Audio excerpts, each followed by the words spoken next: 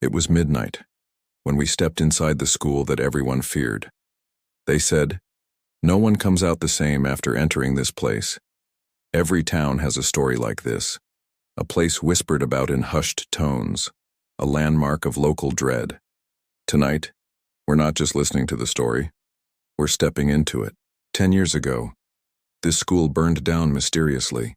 The official report cited faulty wiring, a tragic accident. But the locals know better. They talk about the night of the fire, the strange lights seen in the windows just before the flames erupted. They talk about the one student who was never found, a girl who supposedly practiced strange rituals in the school's basement.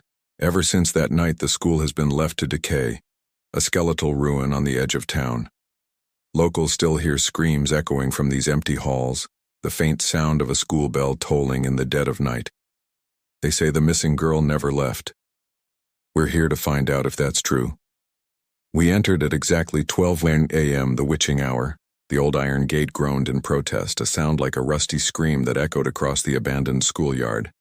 As we pushed it open, a gust of cold air rushed out, carrying the scent of damp earth and something else, something like ash.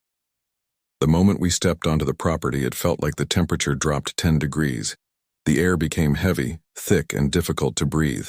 Our flashlights cut through the oppressive darkness, their beams dancing over broken windows and graffiti-scarred walls. Every step we took crunched on broken glass and debris, the sound magnified in the suffocating silence.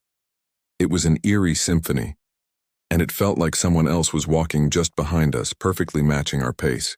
I felt something cold on my neck, a chilling sensation like an icy finger tracing a line down my spine. It was so sudden, so distinct, it made me freeze on the spot. "Allie, was that you?" I whispered, my voice barely audible. The silence that followed was deafening, but no one answered. Allie was 20 feet ahead, exploring a classroom at the end of the hall. I was completely alone, or at least I thought I was. The feeling lingered, a cold spot on my skin that wouldn't go away, a stark reminder that we were not welcome here. "Wait, did you see that?"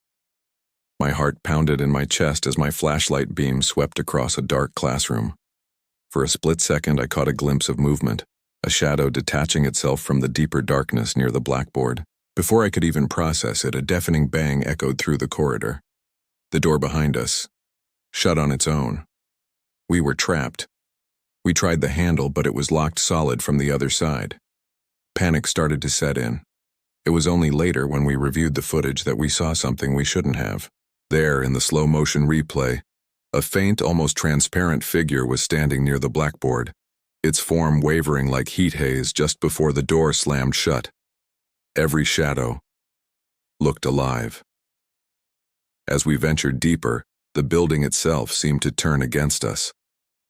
The long, dark corridors felt endless, and the flickering red light of an old exit sign cast long, dancing shadows that played tricks on our eyes.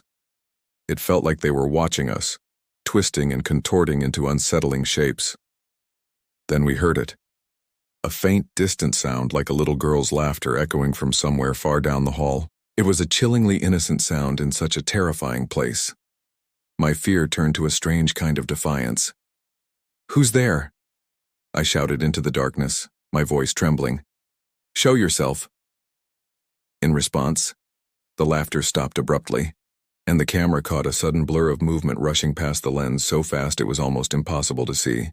The atmosphere became unbearable. The air grew thick, heavy with a sense of pure malice. That's when Ali broke. He just dropped his camera and ran, his screams echoing down the hallway. He didn't say a word, just pure, primal terror. We heard his heavy breathing, the frantic sound of his footsteps fading as he disappeared into the darkness. Later, when we found his camera on the floor, the footage it captured was horrifying. Right before he dropped it, the lens was pointed behind him, and for a fraction of a second, a ghostly, transparent figure of a young girl appeared right behind his shoulder, her face contorted in a silent scream. We had to get out. We decided to leave. Before something worse happened, we turned and ran, our flashlights flickering wildly as if the building itself was draining their power.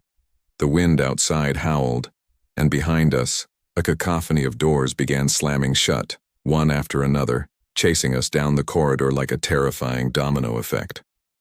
We finally reached the main entrance and burst through the doors, not stopping until we reached the gate. But just as we were about to push it open, it slammed shut in front of us with a deafening clang of rusted metal, moved by an unseen force. We went in to find the truth. But the school had its own story to tell, and it didn't want us to leave. What you've just heard is only a part of what we experienced that night. We have hours of footage and much of it is too disturbing to show, but we believe the truth needs to be told.